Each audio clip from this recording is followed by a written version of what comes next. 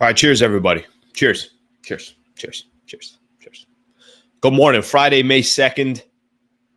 Officially, the Los Angeles Lakers season is over. Officially. I mean, technically it was official yesterday as well, but got a little bit of the exit presser yesterday. So now we're official. Thank you very much for being a part of the show. Enjoying my cup of coffee this morning. Hopefully you guys are enjoying something for yourself as well. Got a great show lined up for everybody today. Got a lot of good topics that I'd like to get into. Then right after the show, about 10 o'clock today, maybe I do it a little bit earlier. Just kind of all depends on what time this show ends. We'll do our MVP member show as well, as we always do on Fridays.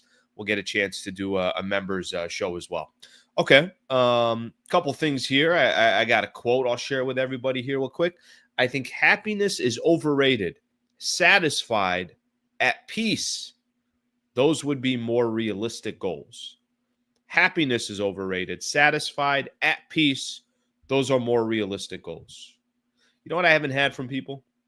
I used to have people dropping me some phenomenal quotes. Feed the soul this morning. Feed the soul this morning. Share if you got some quotes here that you want to share with everybody. Feel free to do so. I will read some of those quotes. Got a lot of kind of interesting stuff to get into. A lot of it actually based on yesterday's presser, so I'll get into that. Got a lot of good NBA topics. So I'm going to get into all the topics that I have for today's show. I'm going to do that in just a second. Morning, Slee. Good morning. Good morning, everyone. Let's see what we got here. JJ should have had a two-way league contract to get some game time experience. Okay, we're already taking JJ out there. Trade LeBron. Okay. Good morning, everybody. Good to see everybody. We'll get into all that. We'll get into all that. So I'm not too worried about some of those topics. We'll get into a lot of different topics today.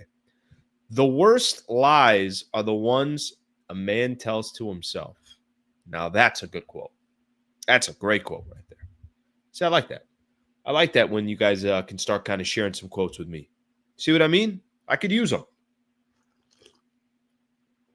I think I sip that coffee and I make that noise on purpose just so everybody can kind of experience that cup of joe with me as well. All right, let me give everyone a quick rundown of the show this morning. Hope everybody's enjoying their Friday. Pelinka and JJ Redick had their presser yesterday, so they're kind of their final presser. I was mentioning yesterday that I was going to cut the show right at 9 because I was going to take off to El Segundo and go listen to that. So great being down there. Really, actually, kind of a very intimate setting. You know, this wasn't one of those where, obviously, you can imagine the Luka presser when he gets introduced as the Los Angeles Lakers, the trade goes down. Everybody that you could possibly think of was there. This was predominantly, you know, the beat reporters, a few other people from a few different outlets. Jim Hill was there. Got a couple of people from Spectrum Sportsnet. And that was kind of it. It was a very, very intimate setting. So I'll talk a little bit about what that was like, and more importantly, some of the things that you walked away from. Pelinka talked specifically about the needs in the offseason, the type of players that they'd like to get, building around LeBron, Luka, and Austin Reeves. JJ, I thought, had a really, really interesting quote. He said championship shape, that his players need to get into championship shape. I only think he's talking about I'm assuming he's only talking about one person, and that's just throughout, and not just one person. I'm sure there's plenty of people he wants to see in tip-top shape, but the one that, I think we all understand. So a lot of takeaways from, I think, yesterday's presser that we could bring into a conversation. I want to throw some other topics out there as well. Is there really anybody on this roster that I'll use Austin Reeves as an example. As we sit here and we get ready for the offseason, you try to build the right type of roster to actually compete for an NBA championship. Is Austin Reeves a movable asset? Or is that a player that you think the Lakers definitely hold on to and try to build around? I thought there was some interesting stuff over the last. I didn't get to do it yesterday because there was just so much to talk about. The Mark Williams. Is there any regret for not making that trade for Mark Williams. Mark Williams, I tell you what, felt a certain way after the Lakers were eliminated. He put something out, I think on IG, I think on Instagram. So we got a few different things from a Laker perspective that I think are all coming out now. Now you could kind of have just some real conversations about this team, about this roster, what it's going to look like in the future, what players you could start going after and everything else. So a lot more realistic now.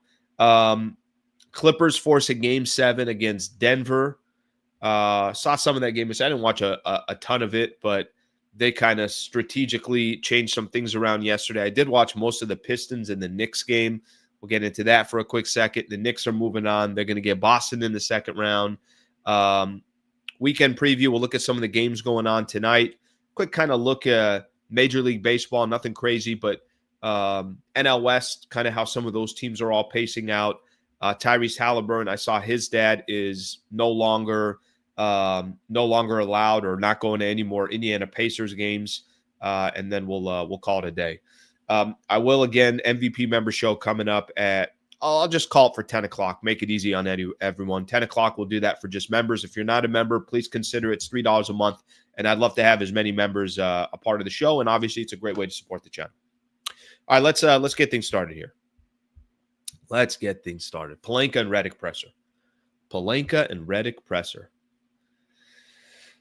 I mentioned it was a very intimate setting. You know, Rob comes out, JJ comes out, they come out together, and I thought a few things Rob kind of established right out the gate was we got our coach. We got someone that, you know, a foundational piece that they feel like is going to be with the Lakers for, you know, obviously years to come. He complimented what the Lakers did in the regular season, that even with all the changes that went on, and even with that roster, whether it was injuries or the trade that they made, and AD and Max Christie are gone, guys in and out of the lineup, healthy, not healthy, whatever the case is, he complimented that the Lakers were able to go in 100 or were able to win 50 games and put themselves in a position they grabbed the number 3 spot in the Western Conference. But he definitely acknowledged that the roster was flawed. They knew it was going to be flawed. The trade for Luka was obviously going to be big picture. It was not going to be small. It wasn't going to be just about this season. And went out of his way to kind of just describe to everybody that, yes, we get it. There are a lot of different things that the Lakers are going to need in the offseason, and it's going to be, you know, on his shoulders and on his back to try to figure out what to do. I think the good news is, I would say for the Lakers, is this. Good news is they get a lot of time to try to figure out what they want to do with this roster. You know, yesterday was May 1st. You got all of May and all of June to really kind of put together the plan that you have in mind in regards to what teams they get in touch with, what free agents they could try to grab, what players they want to bring back, what type of trade assets that are out there. Pelinka did say something. He said that he thinks there's going to be a lot of movement in the NBA. That's where it's trending. And, I'm not 100% sure what he meant by that. I saw some stuff yesterday that the Boston Celtics, this might have been from Shams, that the Boston Celtics, that, you know, they might have to make some moves in the offseason. Kristaps Porzingis or a Drew Holiday, that they can't hold on to all these players that they have. And hell, they might put themselves in a window where they win 2 championships in that window. And if they do, all right, then, you know, mission accomplished for them. But I think the point that Rob was trying to make is there's going to be movement this offseason. There's going to be some shaking up in the NBA this offseason. And the Lakers got time to figure it out. You know, they were so behind the 8 ball last year for a couple of reasons. They couldn't figure out who their head coach was going to be. So JJ now gets a full offseason. By the way, he gets the experience that he got in the regular season. He gets the experience he got in the postseason and getting exposed in the postseason. And, you know, I've talked about this, and I got no problem, obviously, mentioning I thought JJ was great during the regular season. I thought he was really bad in the postseason. He gets all of that experience. He gets to work with Rob Pelinka starting on May 1st, moving forward of, hey, this is what we need. This is what the roster needs. This is the only way that we can have a true chance of competing next year. The prototypes of the type of players that they want. That's one of the advantages that I think the Lakers have this season. They know who their head coach is. They know Luka's here, and Luka's going to be here, you're assuming, for the future. They know they could start building around that. I don't believe in any of the LeBron chatter. I think LeBron will be back. I did see something yesterday from Shams as well that also believes that he will be back. But now the question is going to be, all right, how do you build the right roster together around those two players? Obviously, keeping LeBron in mind for the short term and keeping Luka in mind for the long term. That's the advantage that the Lakers have coming into the offseason.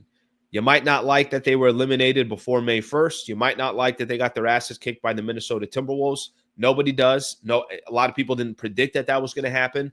But that was kind of the reality of the Lakers situation.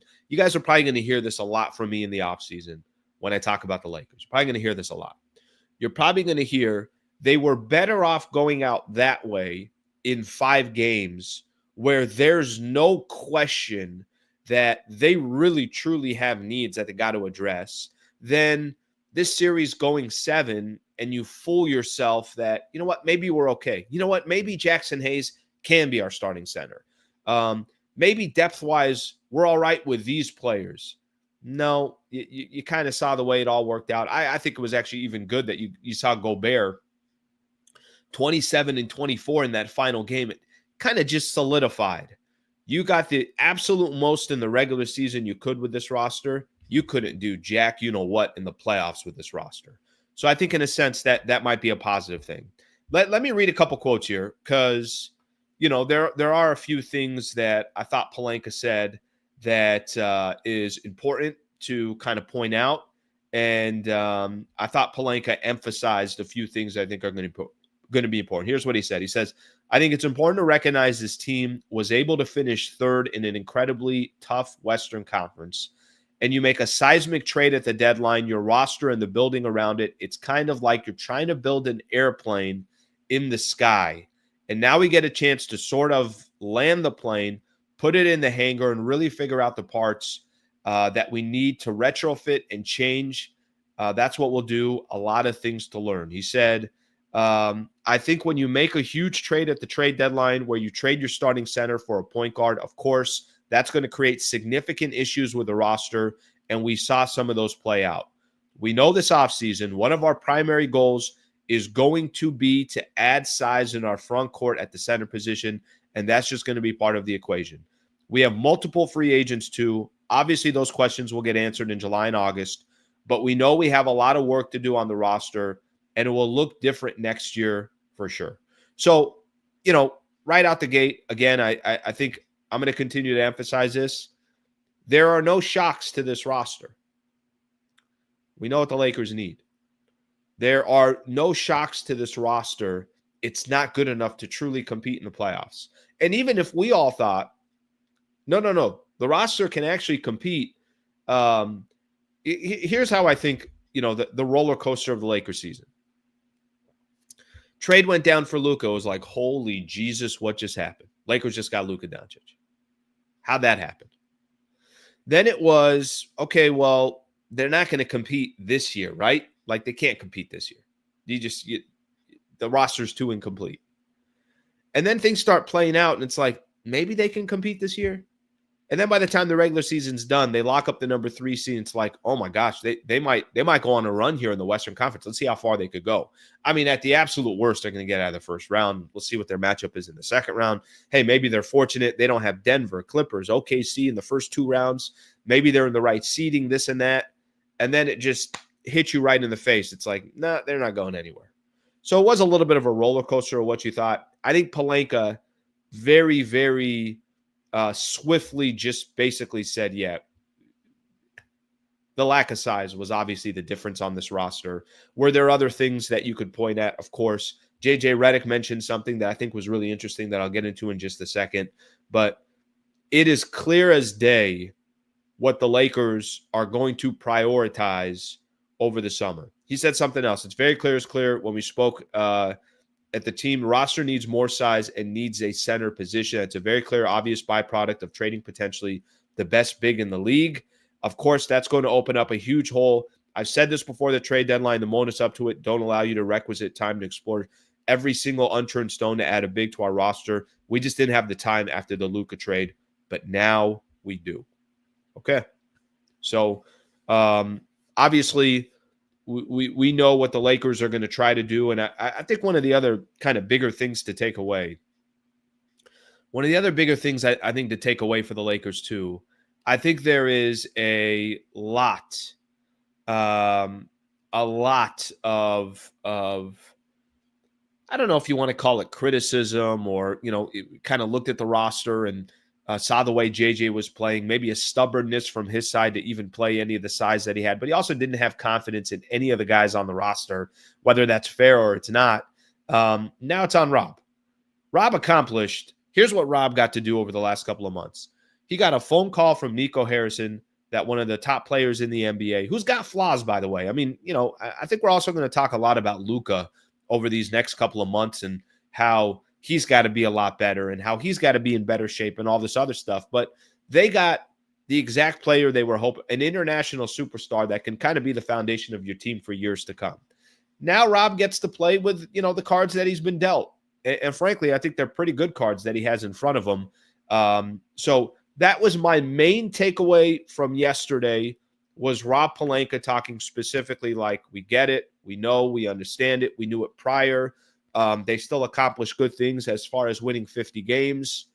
We got to go get bigs. We got to go get bigs. And I think if you're, I think if you're the type of players that you get, I saw this as well. Somebody had asked the question of, see if I could find it here.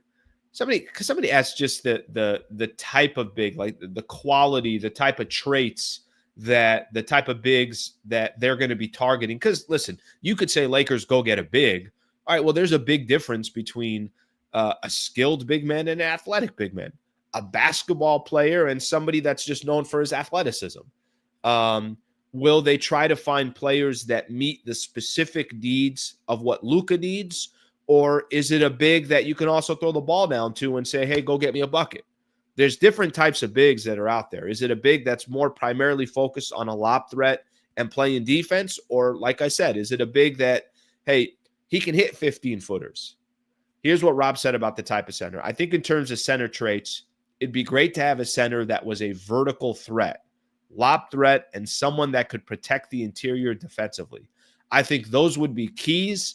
But there's multiple different types of centers that could be very effective in this league. There's also spread centers that could protect the rim. We'll look at those as well.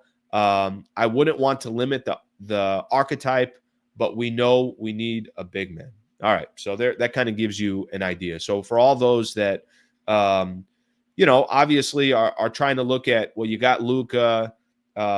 He clearly would rather have a lob threat, a pick and roll, somebody that he can use as an advantage during pick and rolls. The Lakers are very, very well aware that that's obviously a key need that they have, and they'll take it from there. I'm going to jump around here for a quick second because I had Mark Williams. I'm going to jump to Mark Williams for a quick second. I'll go back to the championship shape because that's going to be on the Austin Reeves piece. I wonder if the Lakers have Rob did not want to expand on that yesterday. Somebody had asked him, kind of, I forget the exact question, but Mark Williams came up and he just said that I can't get into any details of why that trade didn't go down, why they rescinded the trade. I was thinking about this, and if you go look at Mark Williams' numbers, so a couple things on Mark Williams. What do he have? He had a smiling emoji, just a happy emoji, after the Lakers were eliminated. Right after the game, Mark Williams just throws out an emoji like he's very excited and very happy for the Minnesota Timberwolves. I don't think he's a Minnesota Timberwolves fan. I think he's upset at the Los Angeles Lakers. By the way, if I got to be honest with you, I think Mark Williams has every right to be angry at the Los Angeles Lakers. Every right. Because when that dust settled, Dalton Knecht is still the same player. The Lakers are, obviously still the same team. It wasn't good for the Charlotte Hornets because they're kind of put in a position where it's like, hey, do you have an asset that is clearly got injury issues, and is that going to hurt him down the road? The person that got hurt the most was Mark Williams. Mark Williams got excited, thought he was coming to the Lakers, saw that Luka Doncic is on this team. He hasn't even played a game yet with the Lakers. Luka hadn't, and was like, oh my God, the exposure that I'm going to get, the opportunity that I'm going to get. I'm going to get a playoff run with a lot. I'm going from one of the worst franchises in the NBA to the most popular franchise in the league. I get to play with LeBron and Luka. Mark Williams, I'm sure, was feeling a certain way. And then the trade got rescinded. Who's the one got hurt most in that trade? The one who got hurt most in that trade was Mark Williams.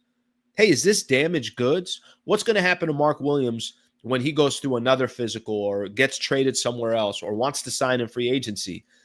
People are going to remember Mark Williams as the guy that got traded to the Lakers and then the trade got rescinded. So if Mark Williams is happy that the Lakers got eliminated in the first round and Rudy Gobert had 27 and 24, I don't blame him for 1 second. I genuinely don't blame him for 1 second. But I was thinking about, Mark Williams specifically, because I do think that's the type of player that the Lakers need. And Bill Plaschke had an article in the LA Times basically saying that the Lakers might have got cold feet, might have thought they gave up too much. I remember when that trade went down, I was like, damn, okay, you're giving up a first rounder and Dalton Connect. So basically you're giving up 2 first rounders for Mark Williams, who's not really in the lineup all that often. All right, that's risky. But if they believed that's what they needed, then okay, it is what it is. Obviously the trade comes back. I had Bobby Marks on the show. Bobby Marks, him and I were talking a little bit about it. And he said that he felt like the Lakers might be better off here. Just get into the offseason, keep those assets. You got more time to figure it out. You don't have to rush. But part of me, yes, I think there is a little bit of, do they regret not making that trade for Mark Williams? I do know this about Mark Williams. 15 and 10 on the season. The only concern, by the way, over a block a game. Do I think he would have helped the Lakers in this playoff run? No question about it. Anybody that's trying to, make this case of like, no, I don't think he would have been able to help. What are you talking about? He would have started for the Lakers, been the starting center for the Lakers. Jaxson Hayes would have been coming off the bench. Dorian Finney-Smith, you could have done whatever you wanted with Dorian Finney-Smith. You want Dorian Finney-Smith in the starting lineup next to Luka and bring Austin Reeves off the bench, which, I don't think the Lakers were really ever going to do. Or you want to just bring DFS off the bench. You got Jaxson Hayes now off the bench. It makes your lineup deeper. You never used Dalton Connect. Of course you could have used Mark Williams. But I'm not going to question the Lakers not bringing in Mark Williams, because if it really was from an injury perspective, that was their concern, then now it's up to Rob Pelinka to think long-term and find somebody where that isn't a concern. But Mark Williams put up numbers. He was much better towards the end of the season as well after the trade deadline, but 15 and 10 a game. I think the numbers were even better after the trade deadline. But he only played 44 games this season. So that was the biggest concern with Mark Williams. How often is he going to be available? He played 44 games this year. Is there a little bit of regret there? I think we're just going to have to wait until the offseason and see what they end up doing. Because if they end up getting a big that they feel like is much better for the Lakers long term, then that's a different story. If they feel like you go into the offseason and you make a trade and you gave up even more assets than you thought you were going to give up, or you didn't get a player that was good as Mark Williams, whatever the case is, right? Like, I think it all just depends on what happens in the offseason. But clearly for the Lakers, I know for some people out there, and I was listening to some, Mark Williams would have made a difference. Yes, he would have. Come on now. Look how bad the Lakers were. They had to, first off, they weren't using any of their players. And, clearly not having a big Mark Williams would have helped. So Mark Williams being petty and a smiling emoji that the Lakers had the playoffs, I got no problem with it. That dude literally his not just his finances, but the stigma around Mark Williams is, oh yeah, that's the guy that the Lakers said is not healthy enough to be in the trade. So I kind of get where he's coming from that perspective. But to kind of sum up, I think the most important thing that came out of that presser with Rob Pelinka and JJ Redick, everybody knows they need bigs. Everybody knows they got to go out there and obviously get some work done. And that's going to be on the top of their mind when it comes to what they're going to do in the offseason. Let's take a look at some of your comments. Let's take a look. What are people talking about here? Let's get some stuff here. The best coach can't overcome a bad series matchup.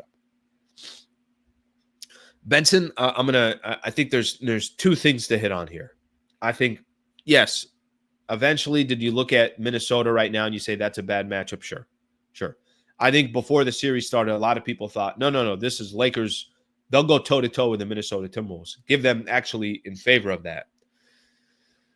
However, I don't think you could sit here and tell me that J.J. Redick, even with the faults that the Lakers had in the roster, I don't think you could sit here and tell me that J.J. Redick had a good first-round series in the playoffs. He didn't. He just didn't. No other way to put it. Whether it was not making a sub in the second half in Game 4, whether it was not giving LeBron and Luka a little bit more strategic on getting them maybe a little fresher towards the end of games, whether it was not just trying things out when clearly your current plan is not working. He might have had a plan A, but did it feel like he had a plan B, C, and D? Getting mad at the media for certain questions and questioning him about some of his decisions. I don't think JJ had a good look in the playoffs, period. And that had nothing to do with the roster. It had nothing to do with losing the series. That's kind of the way he acted and just wasn't a good – Go watch any network out there. Nobody's walking away from the first round of the playoffs saying, well, JJ was excellent. His team was bad. They're saying the team was bad. The roster was flawed, and JJ also wasn't good. Let's get another one here. John Wayne. Disappointingly, when you were shadowboxing after OKC, I asked if a first-round exit was a failure. You said yes, but now it's the greatest team because they were flawed. No, I actually said the same exact thing. It was a failure that they're out in the first round. Nothing changes in that. What I said was a good thing is you're better off getting your ass kicked than trying to have false hope. Okay? Lakers losing in the first round as a number 3 seed and winning 50 games, it's a failure. The franchise is built off of one thing. Did you have success in the playoffs or did you not? I thought the year they made it to the Western Conference Finals, I thought that was a success. And I remember even at the time, Lake fans, what are you talking about? That's not how it works. You know, they either win championships or they don't. No, I have realistic expectations. If a team that's not expected to get to the Western Conference Finals and make a real run gets there, to me, that's a successful season that you could build off of. You don't win every year, period. I mean, you go look at the Lakers. Since Kobe and Gasol, go look at the Lakers. They got one chip in 2020, one championship. It's not like the Lakers are competing for championships every single year. So my expectations, I like to make my expectations a little bit more realistic. It was a failed season. But if you're going to go out, at least we don't have any question marks. Let me give you a good example. Denver and Clippers, they're going to go to a Game 7. I think the game's tomorrow. They're going to have a Game 7 tomorrow in Denver. One of those teams are going to lose, and one of those teams are going to tell themselves, you know what?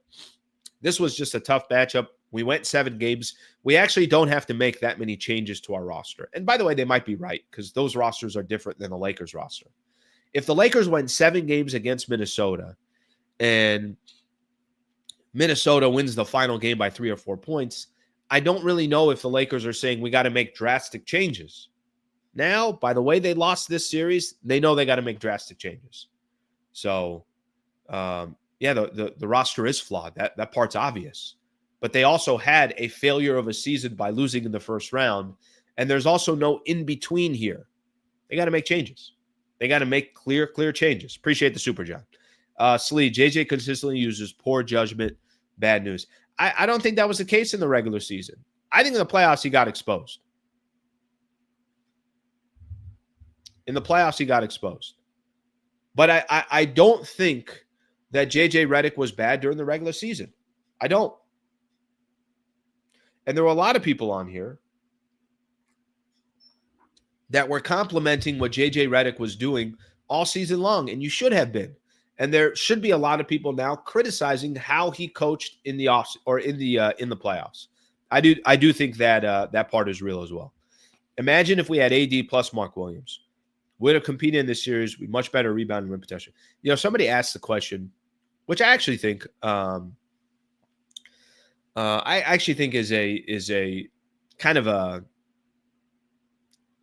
it's a fun little exercise. Somebody said, if the Lakers didn't make the trade for Luka, would they have won that first round series against Minnesota? I don't know if they would have won it, but let's just say it would not have been that lopsided, right? AD in the middle. I mean, AD has typically done very, very well against Rudy Gobert. Max Christie obviously would have been on the team, but do I think the Lakers are winning a championship? Probably not. And I don't think the Lakers thought they'd be winning a championship either. And the plan was for the future. So maybe you win a round or two because you had Anthony Davis, but I still think you had a ceiling. And that ceiling did not mean you're going to win an NBA championship. The Lakers feel like with Luka, a chance now to rebuild, a player that got to the NBA Finals a year before, that got to the Western Conference Finals, they clearly feel like, all right, well, we could build off this guy and potentially build a championship roster for years to come. AD and Mark Williams. So you're saying keep AD, keep Max Christie, then go trade for Mark Williams. You give up Dalton Connect in that first rounder. You got a squad. It's a good team right there. Not going to lie. That's a good team right there. So frustrating seeing a mediocre team like Minnesota embarrass Lakers like that. This is probably the worst playoff series loss I've ever seen as a Laker fan. Pathetic. Got to adjust. I don't know. There's some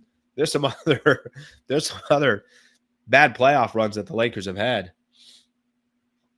What was the year?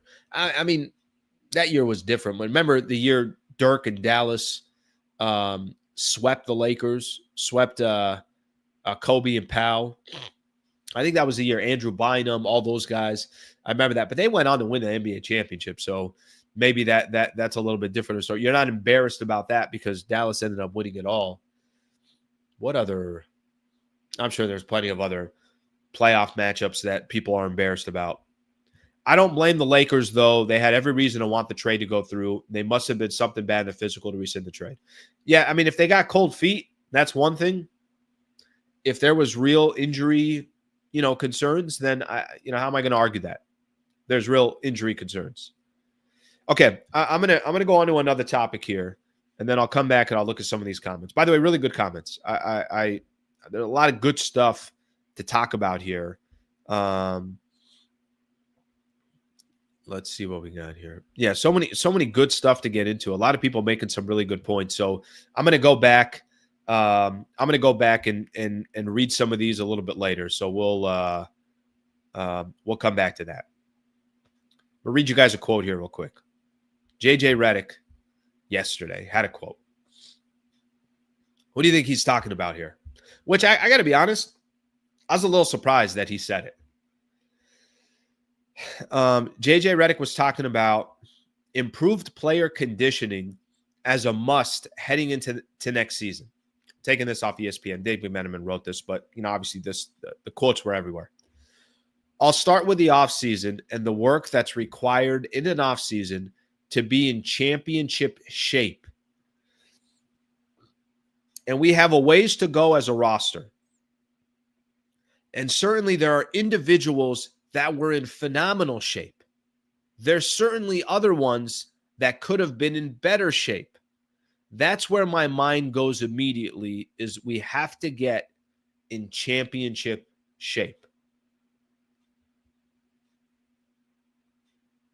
I looked around. I'm like, did this guy just, did he said everything but Luka? Everything but Luka. I mean, listen, who else would he be talking about? I don't think he's talking about Dorian Finney-Smith. I don't think he's talking about LeBron. Is he talking about Austin Reeves? Okay, maybe a little bit. I don't know. I don't. Austin Reeves has never been a question of, hey, is this guy in shape? Is he talking about Gabe Vincent? I don't think he's talking about Gabe Vincent. Is he talking about Jordan Goodwin? Probably not talking about Jordan Goodwin. Is he talking about Jaxson Hayes? No, Jaxson Hayes playing 6 minutes in the playoffs. So, What championship shape is he talking about? He's not going to be on the roster next year. I don't think so. Maybe Vando coming off the injury and this and all that stuff. I don't think so. JJ Redick in a presser yesterday in front of everybody says that it's required in an offseason to be in championship shape. There are individuals that were in phenomenal shape. There's certainly others that could have been in better shape. I mean, clearly, he's talking about one player. Or maybe a few players, but one of those players, and the most important player, is Luka. You know, I'm a fan of this. I kind of like this because I said something yesterday, and you know, I put out a video, or actually I did it live on the show, and then I kind of cut it. I clipped it out and I put it back up on YouTube. And some of the comments on there, and basically what I was saying was like, listen, Luka, we cannot have any more conversations about Luka and being in shape. Either his ass is in shape or it's not. I mean, I remember, you know, one of the best basketball minds I'll ever come across. And don't tell him I said this because he'll put out his chest too far out. Michael Thompson. Michael's one of the, you know, listen, think about the eras that this guy's been around and everything else. I remember when Lakers traded for Luka. And I bring Michael on. And Michael was on earlier in the week as well. I think he was on Wednesday. I bring Michael on, and I'm like, Michael, talk to me about, you know, Luka and his shape and everything else. He's like, he's fat. I'm like, okay, you don't want to use a different word? Guys, this isn't a secret. You know, part of the reason why, and Dallas just has the worst public relations, and they don't know how to, you know, they don't know how to round the edges a little bit. Part of the nightmare for Nico Harrison was, A, what he got back in return, the fact that he didn't open up the trade to everybody else, all these different reasons. But part of the reason they didn't feel like this guy is in shape and he's had some injuries. And is that going to lead to, did they get the best from Luka that they could have got? And is it going to be is the best behind him? And a lot of that's going to have to do with the type of shape that Luka's in and everything else. You can't have conversations about Luka being in shape or not. You know, there's certain occupations where you don't have a choice. You get paid $50 million, you got to be in shape. And you're an athlete, you got to be in shape. You don't need to be a software engineer and have, you know, a six-pack and can run the 40 and 4.3. Okay, it's different. You're an NFL player and you're a wide receiver, probably should be in shape. You're a Major League Baseball player and you're in center field, probably need to be in shape. If you're a point guard in the NBA and you're considered one of the best players in the world, we can't be talking about your weight and your shape. And when I put out some of those, the video yesterday, some of the comments were like, yeah, but, you know, look how many minutes he's playing. He's playing just as many minutes as anybody else in this. Okay, that doesn't matter. How about look at what Luka's doing through the first three quarters and what happens to Luka in the fourth quarter? By the way, you can say that about LeBron too, but LeBron's 40. He's 40 years old. LeBron's got an excuse. He's playing with 25-year-olds. He's 40, and he's still doing what he's doing. There were some good stats in this article that I was a fan of here that kind of helped. By the way, something, you know, JJ did say, and I'm gonna key in on a couple of those things there. But something that he did say, and as you do look at it, there were some stats basically about how in the fourth quarter, how much Lakers were outscored in, I think, every single fourth quarter against Minnesota. Think about Luka, how he'd start games in the first quarter and how he'd end the games. It's like his numbers and his stats would go this way. I don't think anybody can sit here on this chat and not make an honest argument. You love Luka, you love his style, you love the way he plays the game, you love the way he talks shit, you love the way that, you know, the way he started his career. He's been historic with some of his numbers. Nobody can sit here and tell me that the guy doesn't need to get in better shape. He does. I just thought it was fascinating that JJ Redick was using the quote, you got to get in championship shape. And he's right. You know, the video I was doing yesterday was, what's the goal for Luka? Because if Luka was still in Dallas, honestly, you win one championship in Dallas and legendary. Legendary. There's a lot of franchises. Nikola Jokic, if he wins another championship in his career or not, he's a legend forever in Denver. Forever. Let me kind of just go through a couple different franchises and think about that. Tatum might be a little bit different because the expectations for the Boston Celtics are a little bit different, and they got a really good team, so you got to probably win more than one if you're Jason Tatum. But I'm just giving you examples. There's certain franchises you could win a championship with, and it's like, that's it. You're a legend forever. I mean, go look at the Laker legends. None of these individuals won one championship. You could say, okay, well, Jerry West only won one.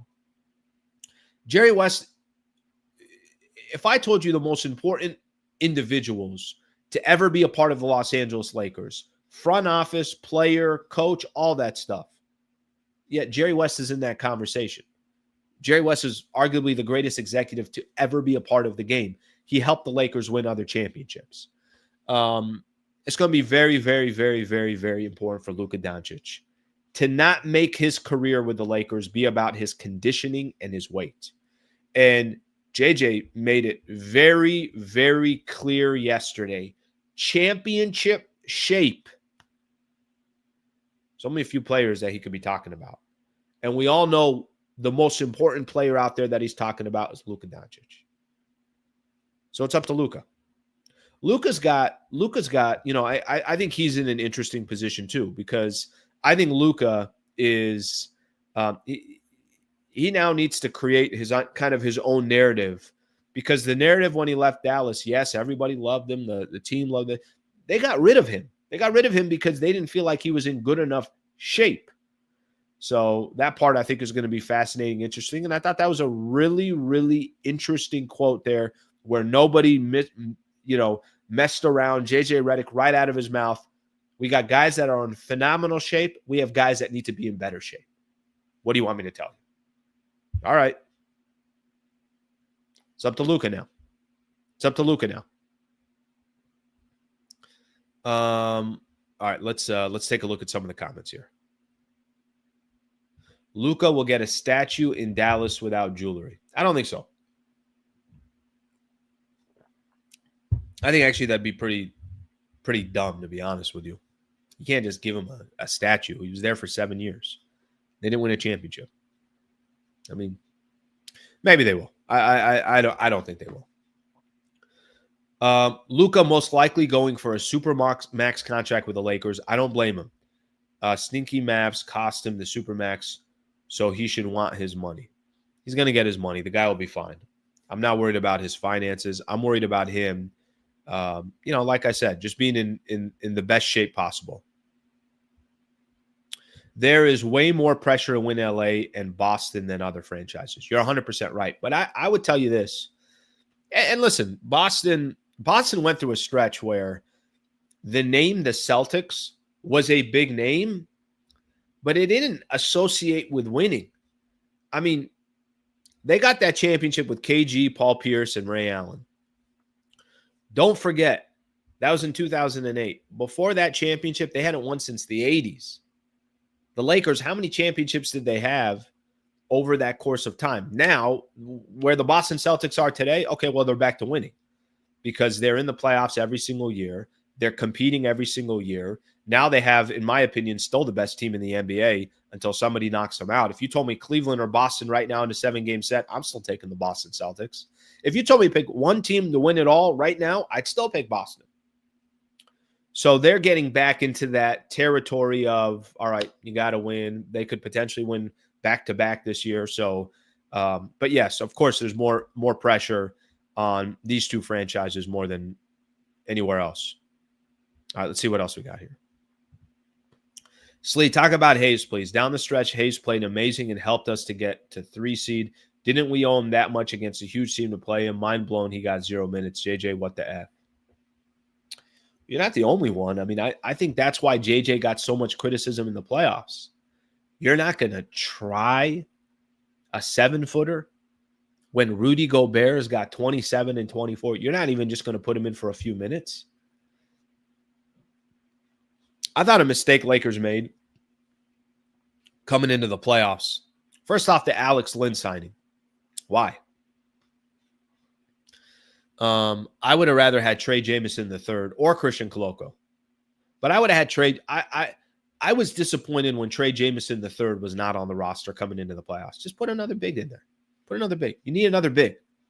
The where the Lakers were so obviously where they were what they lacked was size. Why not put Trey Jameson III? Just have him in the line. Have him at the end of the bench and throw him in for 5-6 minutes. See what happens. Well, the Jaxson Hayes is actually the only 7-footer that the Lakers had, and they weren't throwing him in. So what does that tell you?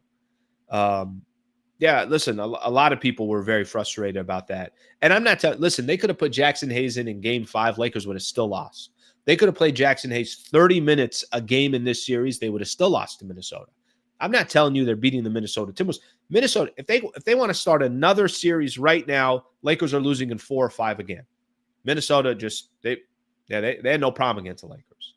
But with that in mind, obviously not playing him at all when you have that lack of size, that doesn't make any sense at all. Doesn't make any sense at all. It really doesn't.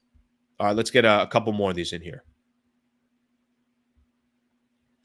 AR's matchup most of this series, or AR's problem was his matchup most of this series. On it, nothing left in the tank for offense, playing hard defense.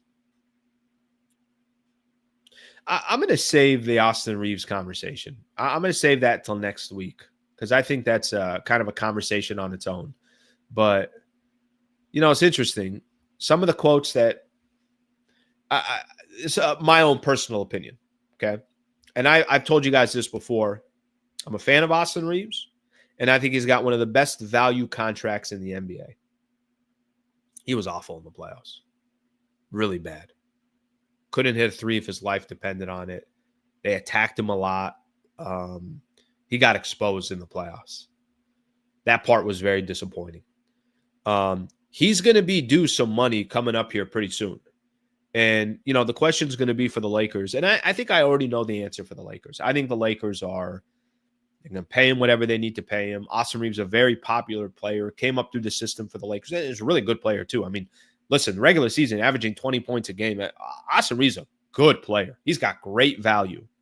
But when you think of untouchables, does that stretch to Austin Reeves? Let me save that for another topic because there's still a lot of things I want to get into, and I want to kind of allow that one to breathe a little bit. So we'll do that, and I'll do that next week. I promise you guys we'll do that next week, and I could kind of bring in some more numbers and as people start looking at different trade packages, would Reeves be a part of a trade package that can significantly change the roster? So we'll do that. And some people got certain opinions on him, right? Reeves is not him. A lot of people, I think Austin needs AD back. Well, AD ain't coming back. I think the bigger question for Austin Reeves was more Austin now is playing with Luka in the backcourt. That backcourt's going to get exposed defensively. And if you already don't have a big man that can kind of control the paint, then they're going to get exposed even more. So I think there was, obviously a lot of factors that go into that. All right, let's take a look at a couple comments, and then I want to hit on a couple NBA stuff as well. All right, did that one. John Wayne, interesting how you can call out Luka, but goes out of his way to protect LeBron when he disappears in the fourth while throwing away. John, you're a pleasure, my man. Pleasure, my man. You're very selective with things that I say. I appreciate the supers. I mean, you can say whatever you want, and I appreciate the 5 here and the 10 here and everything else. I appreciate that. The topic was on Luka. If you want me to go to the topic on LeBron, we could have a separate topic for LeBron. But the topic was on Luka. Right? What do you want me to tell you about LeBron? I could tell you LeBron can drop 40, 9-9, and you're going to tell me that, you know what? If this guy can't get a triple-double, then why do the Lakers even have him? LeBron could there could be a house on fire and LeBron saves 3 people and a dog, and you could say, well, yeah, but he didn't even look in the other room. There was a goldfish. Like, I don't know what you want me to tell you. I don't know what you want me to tell you. Let me stay on LeBron. LeBron disappearing in the fourth quarter. Let me stay on LeBron for a quick second. LeBron did not have good fourth quarters. He didn't. His shot attempts went down. His aggressiveness went down. I still thought he was pretty good on the defensive side. Made terrible turnovers in game 4. Shot selection wasn't all that good. What else you want? I also keep into consideration, if you're 40 years old and you're playing in your 45th and 46th minute of a game, it's probably going to look a little bit different. I'll tell you what I don't say about LeBron. Do I ever question that he's in shape? Do I ever question his conditioning? Do I ever question any of that stuff? I don't. I do question that with Luka. And there's a 14-year gap. Luka should not have an excuse for not being in shape, period. Just shouldn't. Was LeBron perfect in these playoffs? Of course he wasn't. Of course he wasn't. There's a lot of areas. If you look at game 4, you could put a lot of blame on LeBron towards the end of that game. But the Lakers as a team were bad. JJ was bad. Give the man a breather. You could point out a lot of different things. But you, my friend, just want to look at LeBron. Just want to look at LeBron. Maybe I was wrong here. He says, not you, JJ. Well, how am I supposed to know that? How the hell am I supposed to know that? No, I think LeBron took criticism in game 4. I think he took criticism in this series, but I think LeBron, at the end of the day, I think my expectations for LeBron, they're just not the same that they used to be. I got more expectations on other guys because if you're asking a 40-year-old to carry the entire team, I just don't think that's going to happen. My apologies if I just went at you thinking that you were going at me. I do like my analogy of saying the goldfish in the other room, but he didn't save the goldfish. I thought that was a good one. I thought that was a good one right there. All right, let me see a couple more comments here. I had some saved here that I want to look.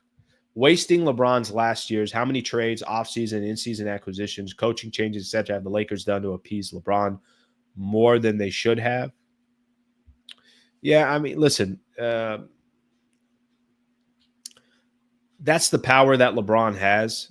And I think, maybe you're seeing some of that power go away for LeBron. They did trade Anthony Davis. That was a no-brainer. Whether LeBron knew about it, he didn't know about it. We could sit here and have that debate as long as we want. I think at this stage, obviously all the decisions you're making now, you're trying to accommodate Luka. You are. And whether they say that outspoken or not, they should be. If he wants, he can give the Lakers permission to talk about his health records. That's if he truly believes he has no issues. This was the conversation about Mark Williams. Well, remember, I think he failed the Lakers physical. So, whatever that means. All right, couple more things here. LeBron's contract and decision will be critical in Lakers' ability to sign a center. Who's available with the skills to still fill the center void? We don't need another ball-needy player. That part is 100% true.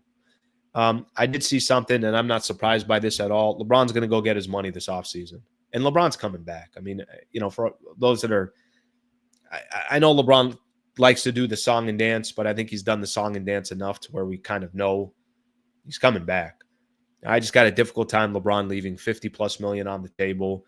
He's still a incredibly impactful player. So, if you want to make a case that, hey, the Lakers are better off without LeBron, and they use that money for another superstar, that's a different conversation that we can have. But I think he's going to be back. I definitely think he's going to be back. Okay, so let's do this here real quick. I got a couple NBA stuff that I want to get into. I was watching yesterday. Let me get rid of this here real quick. Watching a couple of the NBA games. And by the way, just a reminder, if you're a member, thank you for being a member. If you're not a member, please consider being a member. I'm going to do a members-only show at MVP member show coming up at 10 o'clock today. Every Friday, we do it at 10. I'll paste it here. You can click right there to join. Let's get some people in here. Come on, guys. Off season as well. Let's get some members in here. Okay, so watching a little bit of NBA yesterday. Oh, man. Why am I so invested in the Detroit Pistons? Phenomenal game. They choked away the game. Pistons, phenomenal game against New York. Should have won game 4. Obviously the Tim Hardaway Jr., the Josh Hart foul not called. They go to New York and get a win. So they respond. They get it back to Detroit. They're down double digits or so. They come all the way back. They went up 7 in the fourth quarter with a few minutes left to go. Tim Hardaway Jr. hit a corner jumper. They go up by 7. Freaking Jalen Brunson. My God. That team, and it probably isn't just that team, they had no answer for Jalen Brunson. You guys all know basketball enough. You guys watch the NBA and everything else. Now, listen, Brunson took a lot of shots. He wasn't all that, it's not like he was really efficient or any of that stuff. But when they needed buckets, Jalen Brunson, every single time, found a way to get buckets. 40 points yesterday, 7 assists, big-time shots, had the final bucket. I mean, I think, if I'm correct here, I think New York went on a 11-1 run to end the game. Detroit went up 7. All you got to do is just hit a couple of free throws, have a couple of stops, make sure you score on your possessions, and we got a Game 7 coming up on Saturday. That's all I wanted. I just wanted 2 Game 7s. I wanted Pistons and the Knicks, and obviously we're going to get it with the Nuggets and the Clippers. Detroit choked away that unbelievable season. They had a great season. You could kind of say both things. They were phenomenal. JB Bickerstaff was awesome. Cade Cunningham was incredible. They got some vets on that team that really stepped up for them. Jalen Duren is an absolute stud. If I'm saying that name right, he's a complete stud. I mean, you don't think the Lakers need a player like that. Asur Thompson was phenomenal for them as well. They got some really good young players. They had a phenomenal season, but they choked away 11-1 run to close out the game. Jalen Brunson hits a 3, and the New York Knicks move on to take on the Boston Celtics. Really fun series. Much better series than I thought. I give Detroit a lot of credit for not really having these premier names like the Knicks on paper. They got a roster on paper. As good of a roster you can have on paper. But they're so dependent on one player. I mean, it's kind of crazy. Everything runs through Jalen Brunson. It's like, you guys don't want to run a couple of plays for some of the other guys that you have. That might help them against Detroit, but if they're going to go try to make a series out of it against the Boston Celtics, that ain't going to get it done. That is definitely not going to get it done. I think we all kind of understand that. That's just not going to happen. Let me mention one other quick game, and then I want to get into the weekend preview, and then I'll spend some time talking about, obviously, or reading some of your comments. The Clippers and the Denver Nuggets, does it just not feel like this was supposed to go 7? By the way, the Oklahoma City Thunder have been hanging out for probably, 2 weeks. They're just like, all right, whenever your series is done, let me know, which I think will be a disadvantage for either one of these teams just because they're going to be so well rested. Before the series started, I said Nuggets in 7. Well, they're going 7, and I actually think this is a coin flip. I mean, maybe I give Denver a little bit of an edge because they're at home, but I thought Clippers did something interesting yesterday. Second half, I think it was a 1-point game, end of the first half. Second half, they benched Chris Dunn, and they put in Nicholas Batum to start the second half. And it kind of changed the whole vibe for the Clippers. You heard Jokic talk a little bit about it post-game, but Harden gave you 28, 8, and 6. Kawhi gave you 27, 10, and 5. Norman Powell gave you 24. So their 3 top players were phenomenal. And here we are now set up for a Game 7 in Denver between these two squads. What a phenomenal first round between these two teams. What a great how equal these two teams are. And I know a lot kind of went on with Denver, firing Michael Malone, firing their GM and everything else. But here we are, Game 7 coming up on Saturday. Phenomenal game. Come on, Nuggets. Don't disappoint us. We got a lot of stock in the Denver Nuggets. A lot of stock. Don't screw this up here. Don't screw up my Saturday, damn it. It should be a fun game. You got to love Game 7s. All right, quick shout out here. Our guy together, Brad Wallace and the Wallace firm. shout out to him. Shout out for being a partner. We'll continue our partnership, obviously, through the offseason. You guys know my plan Monday through Friday through the offseason as well. Obviously, go into the playoffs. We'll get into NBA draft, free agency. There's going to be a lot of good stuff to talk about. I will mix in some other sports as well, but predominantly this is what this channel I think is, and I think that's what this audience is. So I'm going to obviously feed into that. Brad Wallace, known him for about 5 years. I've been telling you guys about a case. He had a case against Home Depot that he was representing one of his clients. And just a phenomenal example that if you're ever in a position, it doesn't matter what the position is. It doesn't matter. It's you or a family member, but you need an injury attorney.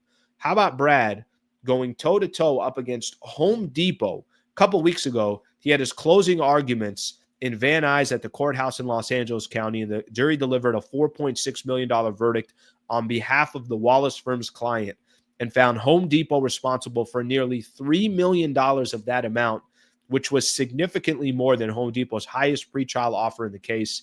That says it all right there. Brad Wallace and the Wallace firm. It's a big case. It's a small case. It doesn't matter.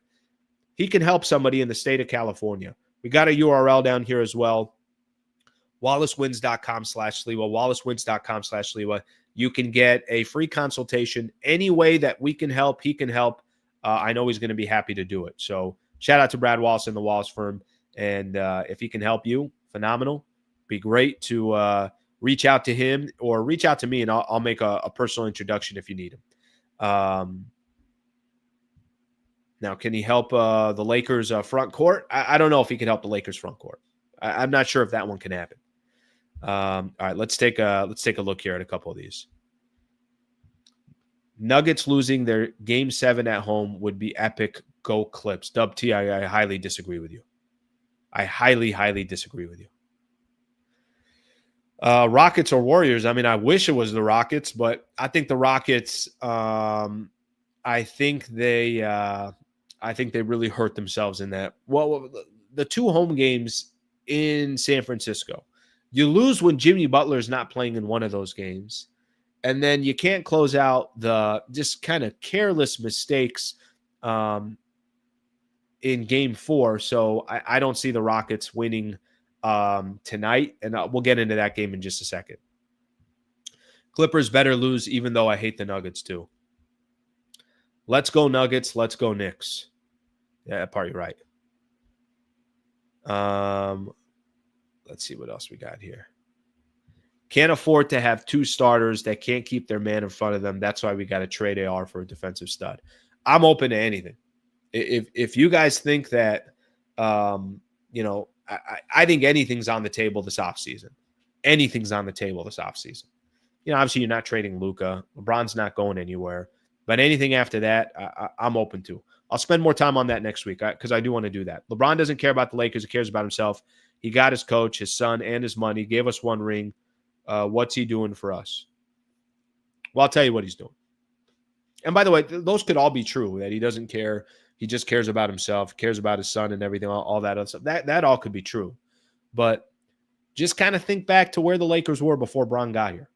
Just don't forget about that. Lakers were the worst stretch in franchise history. Dr. Jerry Buss had passed. The family's trying to kind of figure things out. Jim Buss and Mitch Kupchak were in the position that they were in. And then the Lakers obviously start making changes. Magic, Rob Pelinka come in. LeBron signs. You want to give LeBron credit, or you want to give Magic credit, Pelinka credit, or nobody credit and say LeBron was going to come here anyways? He instantly changed the organization again, and he made them relevant again. Since he's been here, I think I need to do a whole video of his entire time here, because there have definitely been some highs and there have definitely been some lows. That part I don't question. But he made the team relevant again. So when you say, what has he done for us? He made the team relevant again. Helped bring Anthony Davis here. Helped you win an NBA championship. AD, you eventually traded for Luka. He's done some things. He's had some impact.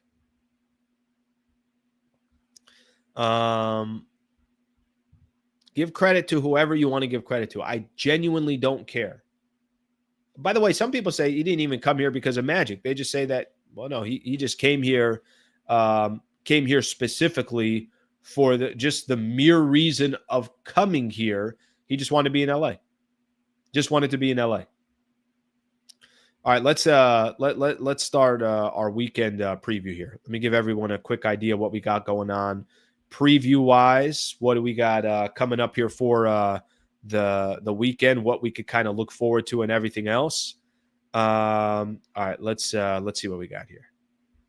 Let's see what we got here. Weekend preview. All right, a couple things here. NBA. Start with the NBA. Tonight, Rockets and the Warriors standalone game. You know, we're slowly starting to get kind of rid of some of these first round matchups. Thunder or Memphis is gone. Sadly enough, the Lakers are gone. Orlando is gone. Pistons are gone. Whatever team that I'm missing here. The Bucks are gone. Slowly starting to get rid of some of these teams. But in the Western Conference, there's still 2 rounds that are going on. So Rockets and the Warriors tonight, standalone game at 6 o'clock on ESPN. We'll see if the Rockets can extend that series. I hope. I just don't have the most confidence that that's going to happen. I think Warriors kind of let Game 5 go and said, cool, we'll go back to the Bay, go back to San Francisco and Chase Center, and they'll put together what I think will be their best shot of winning this series. So that game coming up tonight. Tomorrow, Clippers-Nuggets, standalone game, 4:30 tip-off on TNT. So there you go. You got 2 games. At least we got a game on Friday night and a game on Saturday night. Clippers-Nuggets. Let's see what happens there. I really, really want to see Denver win. I think Game 7 can go either way. You know, if Denver wins, there is a method to the madness for Denver. When they win, they hold, I'm not saying they hold them completely in check, but you had 3 guys yesterday score over 20 points for the Clippers. If they get that on top of some of the other depth they have, it's going to be tough to beat them. But they'll be at home. That place is going to be rocking. Let's see what happens. Sunday, Warriors and the Rockets, if there's a Game 7, and then Pacers and the Cavs will start Game 1. The second round is going to start. So the Pacers and the Cavaliers, that will be happening as well. One other NBA story that I think is actually pretty funny, but I think is the right thing. Tyrese Haliburton. Did you guys see this? His dad. I'm going to read this here. After conversations with the Indiana Pacers front office, Tyrese Haliburton's father, John Haliburton, will not attend the team's home and road games for the foreseeable future, a Pacers spokesperson told ESPN. I actually kind of like this, to be honest with you. Listen, I don't know who the hell John Haliburton. I don't know anything about this guy. I've heard people say he's a super nice guy, this, that. I've heard people talk about him. I think I heard Wendy talking about him. What an idiotic move. This dude, Giannis Antetokounmpo, after he gets, might be his last game with the Milwaukee Bucks. After the Milwaukee Bucks are shocked that their season ended the way they did against the Pacers. I think up 7 points with just a few 40 seconds to go or something like that. The just amount of errors to lose that game and not force a Game 6. I know Giannis probably thought they're going back. They don't have Dame anymore, but they're still fighting and everything else. 5 seconds after that loss, he's got his back turned, to the baseline where the fans are. And John Haliburton's like, I don't have a good enough angle to rub it in the face of Giannis Antetokounmpo. I'm going to come all the way around so I can be at the 3-point line and I can run my mouth at Giannis Antetokounmpo. Probably not the best move for John Haliburton. He looked like an idiot. He really did. I thought it was stupid. Whether, this is probably a little bit of an extreme measure that he doesn't even go to games anymore. All right. If you would have told me that he kept attending games, but he just said that I'm not going to do that anymore, or he wasn't sitting courtside, he was sitting a couple rows up, I mean, that's fine. But the fact that he's not going to games, all right, tells you obviously what probably Tyrese and the Indiana Pacers thought about some of his actions there. How about the effort he made to go run his mouth at Giannis? He's like, well, Giannis has his back turned to me. Giannis is about the free throw line. What if I go to the 3-point line so I could show this flag of my son and say, this is what we effing do in Giannis Antetokounmpo's face? This man really went out of his way. All right, a couple things, a couple other things to point out as far as a weekend preview. Let me see here. We got some different, from a baseball perspective, some different series that are out there. Probably just stick on the NL West here since you got so many teams competing against each other in NL West. Padres at the Pirates. I'll give you guys records here in just a second. Diamondbacks and the Phillies. Diamondbacks visiting Philadelphia. Dodgers at the Braves. Kind of interesting. Braves, as bad as they started, they're kind of creeping back up to 500. And then the only other team to mention is Rockies at the San Francisco Giants. MLB standings, not a complete shock here or anything else. I think when the dust settles, it's probably going to look more like this. Dodgers atop the division. They've won 5 in a row. They're 21-10. Padres 19-11, went through a terrible stretch, and then just won 2 in a row against San Francisco. Giants are 19-13. Arizona Diamondbacks kind of surprised, 17-14. I thought Arizona would be better. So that gives you an idea what is coming up this weekend, some different games and everything else. Let's read a couple of your final comments, and then I'm going to start getting ready for the MVP only members show coming up here at 10 o'clock. Okay, I got a couple things to point out here. Anthony, nice enough to throw some gifted 5 Hoops Talk memberships. So take advantage of that. Thank you very much for being members. I greatly appreciate it. If you're not a member, please consider it. If you've gifted out members, thank you very much for doing so as well. I greatly appreciate that. All right, I got this one. John. Damn, John. Jesus here. Guys, I don't really know what to do when I get these. I don't really know what to do with these. Very, very, very, very kind of you. And granted, you and I might disagree on certain things. I always try to encourage, even if somebody disagrees with me, it's okay. Go ahead and put it on here. John Wayne with a 50 spot. Thank you, brother. Very, very nice of you.